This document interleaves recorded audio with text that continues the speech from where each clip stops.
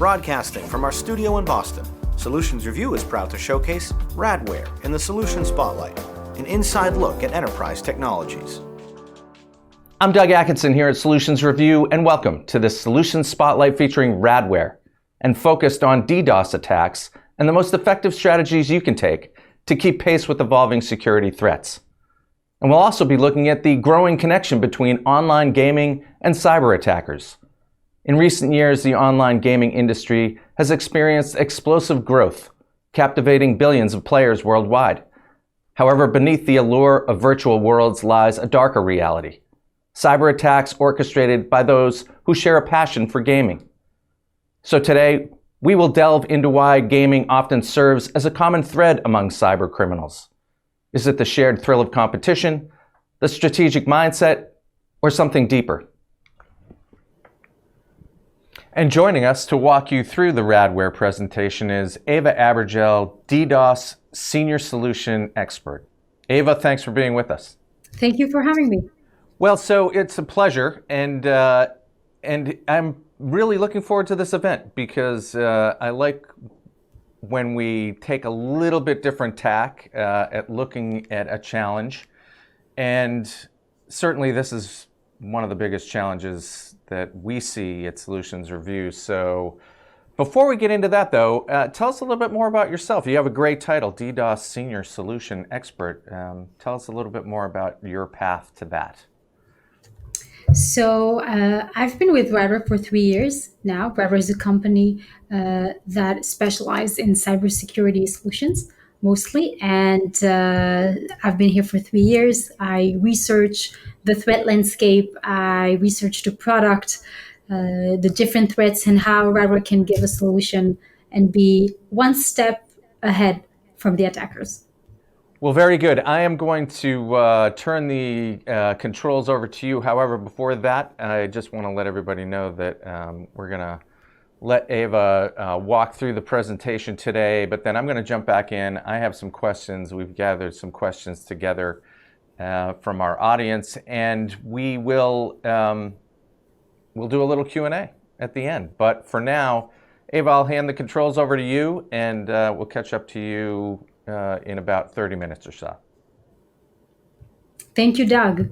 I am here to present you with this very interesting topic of how gaming and gamers have become cyber criminals. But in order to get to that, we definitely have to go through to everything that happened up to that point. So if we'll take a look back at 2023 and how the record has been broken for DDoS attacks, when we take a look back, we see that there were several cybersecurity milestones through the last few years that led us to that point.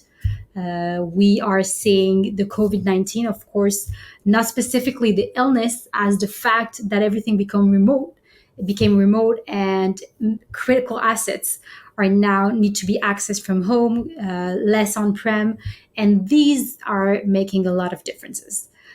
And then we see on the Russian invasion of Ukraine, the cyber war that began. This had an impact because as of that moment, every country or organization giving support and supporting Ukraine became a target for cyber attack. And that is when the cyber war really took different levels. Then we have the AI revolution with ChatGPT being open to every user in November 2022, which had a very major impact on the milestones and the threat landscape that we're seeing. And if we take a look back all the way to 2025, we are seeing that there is a forecast that global cybercrime will reach $10.5 trillion annually. This is a number that has a lot of people worried, and definitely something that we should consider when looking at protections. Now, why is specifically the Russian-Ukrainian conflict such an important piece of it? And that is because, as mentioned, everyone became a target. The activists were just looking for countries to attack that were supporting Ukraine. When you add to that all of the religious groups that have the motives of their own attacking as well, we are seeing cybercrime really rising through the roof. Now, add AI to all of that, you have better attack tools, everything's more complex, it's definitely making it really, really take off. We are seeing AI powering tools and making it all automated, which are things that maybe an attack that used to require a lot of resources in terms of from the attacker's hand. And now we're seeing it's so easy to get, happening very fast, and having the AI be able to recognize vulnerabilities in the system and exploiting those as well. So we definitely think that in order to fight AI, you need to have AI to have to be a worthy opponent and be able to overcome those threats as well. In terms of numbers, we are definitely seeing all of this. If it's the increase in DDoS attacks, if it's the increase in the vectors, and this worrying number, 770% increase in web DDoS attacks. If we compare 21 to 23, that is a major shift. So definitely seeing attacks shifting from the network layer all the way to the application layer. Regulatory requirements, those are only increasing. More and more regulations are coming in and requiring organizations to adhere to those regulations. And CISOs are worried and need to enhance their protection to be able to ensure full compliance. If we take a look just at the United States and what happened to the United States, and that also is only looking at 2024, we're seeing massive DDoS attacks. First of all, the US is the third most attacked country if we take a look at the entire year of 2023. So they were attacked by activist groups for many reasons, and they rank on the top 3 countries. If we look at the verticals that were the most attacks, we're seeing different kind of verticals, but most importantly, there's everything. You have healthcare, business, government, all of those are there. You have games, you have society, travel, all of the verticals is there, which is really here to show us that everyone is a legitimate target. This is a slide just to summarize the year 2023, and still just a sample, and only the US of the organization. This is less than a tenth of the organizations that were actually under an attack. But this slide, I think, really shows how much it's everywhere. We have the passion groups, DDoS for hire, that are targeting very visible targets such as Netflix, Twitter, NASA, Google, Spotify, and so on, just to gain this media coverage and this visibility, saying we have managed to launch an attack on those organizations. We have attacks against government, which also always make the media and make very big noises around. We have attacks against businesses, Burger King, Amazon, social media. So really we can see one by one all of the vectors, the universities, it's everywhere. But I guess one question that we are here to discuss today is who are behind those attacks. Now, just looking at numbers for now, we see that the ones that target the US are different attacking groups. They could be based on ethnicity, they could be based on ideology, but we're seeing that it comes from many countries. We have Anonymous Sudan, Spay.net, We Are Killnet, so pro-Russian, pro-Islamist, a lot of different groups that are there to attack the United States. So let's talk about what we came here to talk about today, which is gamers and their affiliations to DDoS attack. So according to our analysts, 4 out of 5 attackers in DDoS are gamers. So this number in itself is very worrying. It's 80% of the attackers that we're seeing have a background in gaming, are active gamers. And we can ask why. What is the link? What is linking gamers to become attackers? What's happening to make it that way? And the response, and I think the answer to that, of course, has a lot of different aspects. But first of all, it requires skills. In order to turn into an attacker, you have to be someone with skills. And we see that gamers are self-learners. They're problem solvers, which means they build their own skill set and want to get somewhere. They're motivated. They have a lot of motivation. They want to belong to their community, their gaming community. They feel that they have power.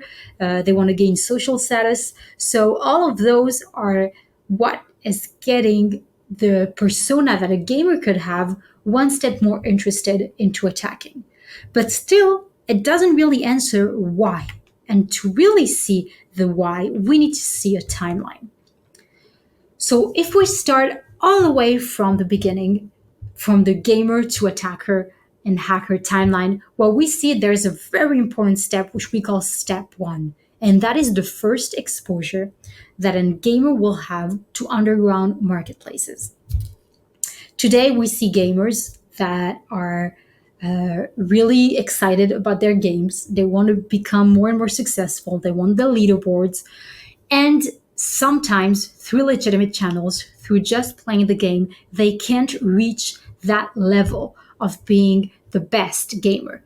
And it makes them feel a type of way about it, and they want to do something about it. And this is what leads them to go to underground marketplaces and underground chat rooms within the games and start discussing with people that could be semi-legitimate, just to understand what are their options. They want to get through the game. They want to get better and better. What options do they have in order to get there, in order to do so? And that is where they will have the first exposure to someone using not legitimate means in order to get ahead. It could be several means, but that's the first time they're really going to be faced to that. And then they're going to start experimenting. They're going to start experimenting, follow tutorials, having hacking tools on their computers, and see that they have options. If they want to go in the game, they have options that are not legitimate, but that will get them through. And then they have to think, will they use it or not? They can just experiment with it inside of their own infrastructures without harming anyone. But that's just the step one, that's the exposure. And that's how they get there.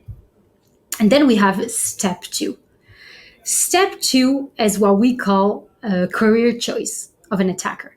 It's really that moment where he has experimented with the attacking tools and he has to decide what does he like, what kind of attacker will he become if he will become an attacker. As we've seen, it's not everyone. It's only a certain percentage. It is a very high percentage, 80%, that we're saying that are gamers and also attackers.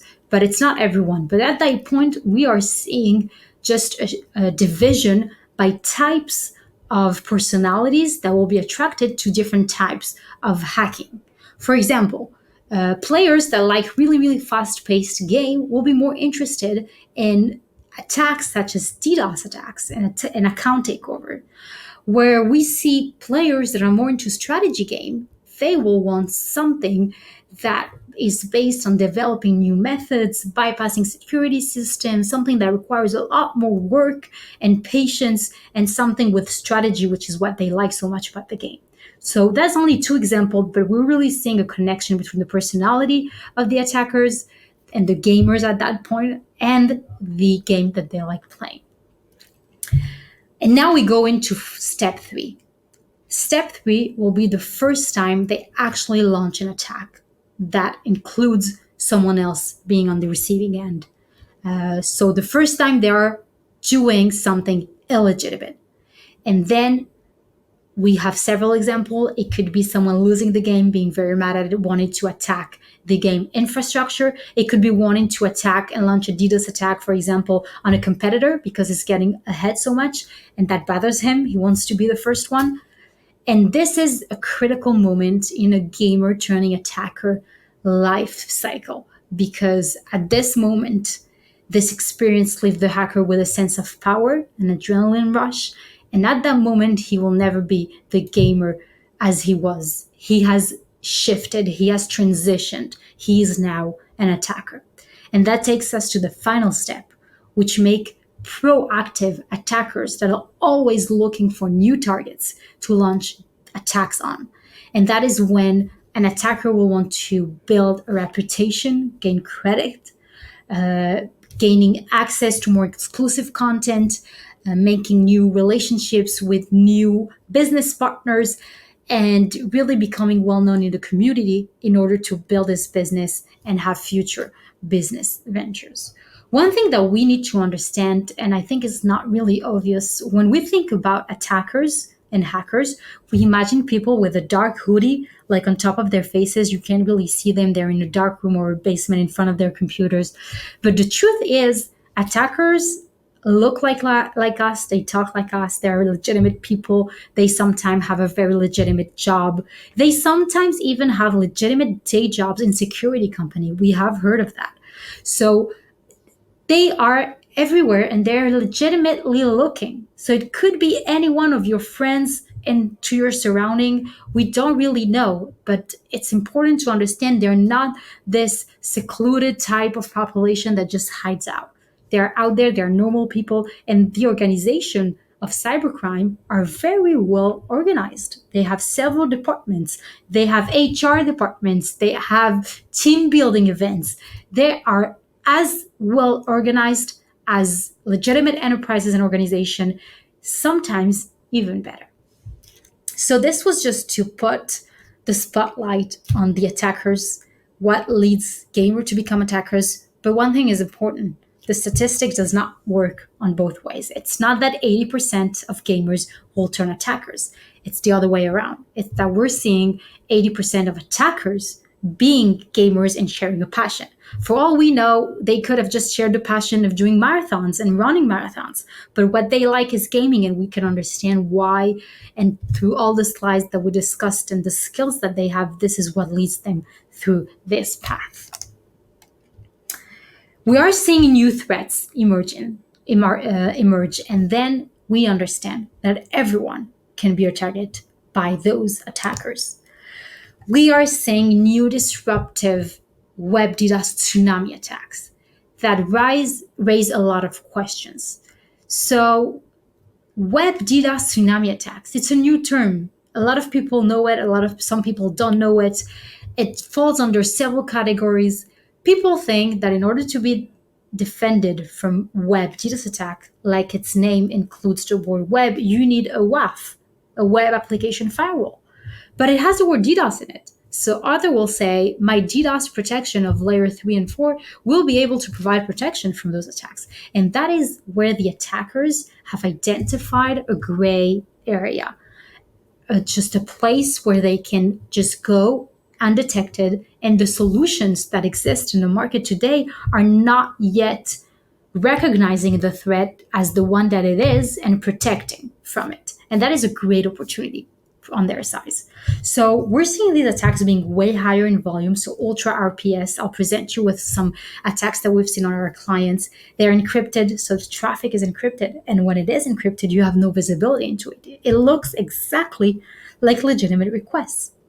We have multiple and sophisticated techniques, randomization, which makes the vector and the tools, the attack tools, changing all the time, very hard to detect. And all of those make for a very new disruptive kind of DDoS attacks. Now, I want to show you an EMEA-based government that was under a massive attack. So as you can see, the attack picked at several areas. So we have 1 million RPS, almost 2 million RPS, around 1.8. And we are seeing 17 hours, even more, of non-stop attack traffic at them. And this is web DDoS traffic. This is requests that look completely legitimate. It's very hard to differentiate those. We're seeing a total packets of 39 billion throughout this attack, which is a huge numbers when we look at that. And we see this come together with network layer attacks as well. So we have both coming together in one attack campaign to make it even harder on the client and the organization to protect itself. One other type that we are seeing is an EMEA-based credit card transaction company that had a massive web DDoS attack. Now, I can tell you, I personally use those services with my credit card, and it was a weekend when this attack started. And at just around 9 p.m., it started when they started to receive massive amounts of traffic, all looking legitimate. And straight away peaked at 2.5 million requests per second. Throughout this attack, which lasted this specific, what we see here in this image, this is around an hour, you can imagine they have received 7 billion and 600 million requests only in around this hour. So if you want to imagine that, this is as if every person living on planet Earth is attempting to swipe their credit card in the same supermarket within a 1 hour time frame. Those are crazy numbers. And this is the amount of requests that this organization got. One thing that is really exceptional and hard to grasp is that this credit card transaction company had no impact whatsoever through the attack. It was to a point that we had to contact them to let them know they were under an attack and we were mitigating it, which is, of course, always better when the protector is actually the one calling the client and not the client calling the protector. So that was to show you the attack, the different attacks, web DDoS attacks that we are seeing and how complicated they can be. How can we really stay protected from these attacks? So as mentioned, people are sure that web DDoS attacks need to be mitigated with WAFs and WAF solutions. And many people up to this day, even after withstanding that many attacks, still protect with their WAF. Some people are sure that their DDoS protector should protect from those because it does help the name DDoS. But the fact is that the DDoS protection is deployed in layer 3 or 4 normally. And at those layers, we can really detect and mitigate a web DDoS attacks because it looks very differently than what an attack on layer 3 and 4 will look like. It doesn't have volume at all when we're looking at how a web DDoS attack looks like when looked at layer 3 and 4, but that it only increases in volume way later around the application layer. It's encrypted traffic, so you don't have visibility into it, and a lot more factors that make a traditional layer 3 or 4 DDoS protection really hard to mitigate for web DDoS and layer 7 DDoS attacks. So to stay really protected, our suggestion is really have power by AI-based algorithms. We are seeing how AI changes the threat landscape and makes it so much easier for the attackers to actually have a DDoS attack. And actually, it's so much easy for them to create the algorithms, to create the vectors, to make them way more sophisticated and see the vulnerabilities in the system and know what kind of attack will have the most impact. And the only way to answer to that and to really provide protection from those types of attacks is by using AI-based algorithms, fighting AI with AI. The integrated platform, so being able to correlate between information across all of the threats and put the best protection in front is crucial for that. And when you add the consistent protection, we know that today most organizations are varying their deployment across various platforms. They have some on-prem, some do not want on-prem, some have private cloud, public cloud. We know that most organizations go through several public clouds and not only one. So a solution needs to be deployed on all of the environments to make sure they are all safe. We can also think about attacks that are DNS attacks and DNS DDoS attacks. Who protects the DNS environment? And how can we protect that as well with a solution? And of course, last but not least, we know that there is a huge lack of security experts today. There are millions of open jobs globally in global cybersecurity experts. So having an organization with experts that are really by your side 24/7 brings a lot of advantage to a company when trying to mitigate and detect those attacks and have the best protection to never be denied service and be impacted by a DDoS attack. So thank you very much for being with us today and listening in through that. And of course, if we have any questions, I will gladly take those. Well, I have a few. First of all, I want to start at the beginning with regard to gamers and attackers and kind of get some clarity there around. Are gamers really dangerous, or are dangerous people oftentimes gamers? I want to make sure I make the distinction there. That's a very important distinction to make because we get asked this question a lot. Gamers are not dangerous. Okay, if gamers were dangerous, we would be in a very, very bad situation because so many people are gamers. And gaming is a very large sense. We have our mothers that love to play Candy Crush. They're gamers.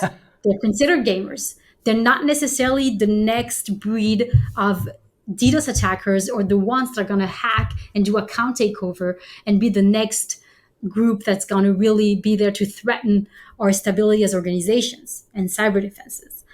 But we are seeing that attackers share a passion. They do. They share a passion for gaming, and that's something that's undeniable. And we think that something within those gaming worlds, within those gaming experiences, has built them as attackers that they are today. And it doesn't work the other way around. It's not that every gamer is an attacker. It's a very important distinction to make. It's the ones that already had those tendencies to be less legitimate that are gamers that might become attackers as a result. And I want to talk a little bit about the Tsunami attacks, the DDoS Tsunami attacks, which again, I think is a great term, but it's a new term that people might not be familiar with. Can you just talk a little bit about why they're so difficult to detect and mitigate ultimately? Well, that is also a very good question. And, to counter your question, I'll ask you that. When, let's say, Taylor Swift will announce her next concert, ticketing is opening at 8 p.m. on a certain date. At this moment in time, you can just imagine the amount of people that would try to reach the ticketing website to get a ticket. So we're talking millions of people. And this is what we call, as in the cybersecurity world, the term is flash crowd. So it's legitimate users that are all trying to access a service at the same time. All legitimate, nothing malicious there. But a web DDoS Tsunami attacks looks exactly the same. It's one specific moment where millions of requests are trying to access a certain website. And this is where the term web DDoS tsunami comes from, because it really is like a tsunami. It's so many coming in. When we're thinking about why it's so hard to detect those, it's because it really looks the same as if Taylor Swift just opened a new tour and just asked people to go online and buy tickets. It looks the same when you look at the graphs, the amount of traffic, what we've shown in the last slides in the presentation. It looks exactly like that, with maybe 2.5 million people trying to access every second. And that's where it became so hard to mitigate. So how do you really know when there's a flash crowd and when there is a web DDoS tsunami attack? And the way to do that is really by having behavioral mechanisms that understand the behavior of the attack. And if it is a flash crowd, they will know the way this traffic is distributed looks like legitimate traffic. They learn the traffic in what we call peacetime. So when there's no attacks, what is the traffic to the website? Where are they accessing from? What kind of device they use to access, what kind of browsers, and hundreds of parameters that are learned ahead of time, so that when there is a flash crowd, we say, okay, it's the same distribution that we know, it's just in massive volumes, so we know it's legitimate. But when it's attacked, it's not going to behave like that. It's going to come from other sources. Traffic is going to be originating from different sources that we usually see in peacetime. This is why behavioral mitigation, behavioral detection is so important to stop web DDoS tsunami attacks. You mentioned the massive increase, I think it was 770% increase over Yeah, not year over year, but effectively in over the past couple of years, for all intents and Yes. purposes. Where does this end? Technology is becoming more and more advanced, more sophisticated. Certainly, AI is now with us going forward. Other things are coming, obviously more powerful AI, but quantum computing. I mean, this is not going to be a smaller problem. If we grew 770% in 2 years, where do you see this going? I mean, what can we expect in terms of just the threat landscape in the next 2 years? So, Doug, I wish I had the exact number to tell you 2025, this will be the increase. But I think what's really important when looking ahead is understanding it's only going to grow. There are going to be new and new attack vectors that we don't know. It's going to be 0 day attacks. This is what we call 0 day attacks, something that is just coming out. And it's going to be even more complicated because tomorrow's 0 day attack will be different than the day after tomorrow's 0 day attack. AI will just generate those on a daily, if not hourly basis. It's capable of doing that, we know. And you've just mentioned quantum computing. We can just think if quantum computing becomes available to our attackers, we know how devastating this can be. And So, in my so opinion, is there like a kind of a ultimate final position to begin to start to take with regard to that? I mean, it doesn't yes. sound pleasant. It is not pleasant, I agree, but I think the only one that is left for us as cybersecurity solutions providers and even as organizations that just want to be protected is to do everything we can to be one step ahead. If quantum computing falls under the hands of attackers, we need it to fall under our hands before it happens. If AI is what attackers are using in order to attack our infrastructures, we need to use that same AI in order to be protected. And I can tell it's already happening. We have some news article that came out, I think last week or 2 weeks ago, of researchers that really wanted to understand the vulnerabilities of their own platform. And what they did is they used AI. They asked ChatGPT to map all of the vulnerabilities that they had in their own system. And ChatGPT did a great job at that. It just listed them, the entire list of vulnerabilities that they have. If we use that under our advantage and do that before the attackers does that, we can still stay one step ahead. So I know it's universal that everybody has something that they believe. I mean, there are all kinds of incredibly conscientious people out there building their threat protection postures in the best way they believe they can. Where are the vulnerabilities there for folks that already have something, and how should they be thinking about not only what's happening now, but what potentially is coming? Well, the only way to do that is really research the threats, or get researchers to do that for you. Understand where are the threats, how are attackers using AI in their advantage, and how can we do that for our protections advantage. And I think that's the only way we need to get the upper hand in this, and that's the only way we're going to make it. And so what advice would you give to folks who have something, but maybe not what they believe is the thing that will protect them from the levels of sophistication that you were describing? I mean, what advice do you provide to somebody as they start to think about maybe contacting Radware or some other solution that we cover here at Solutions Review? Is there something that you would suggest people begin to think about in terms of their own network, how to start assessing things? I mean, what would you provide for guidance? So first of all, the first thing that I would do is map all of my environments and see that I have everything covered, from DNS services, network services, web services. Everything has to have a solution in place from doomsday, what we call. Just map that. Second thing I would do is have a doomsday plan. So have a plan ahead of time of what am I doing if I am under attack. And it has to include all of the different types of attacks that are out there. When you're under attack, you're not thinking clearly. You're shocked, you're stressed. You need to have a very, very good plan ahead of time when you're in full consciousness and really understand the risks that details every step of what we're going to do. Because let's face it, with organization, it's not a question of if they will be under a cyber attack, it's about the when. So just be prepared for that moment and really have that plan. And last, just surround yourself with experts. Find those experts and make sure you ask all of your questions. You get answers to all things that might be uncovered.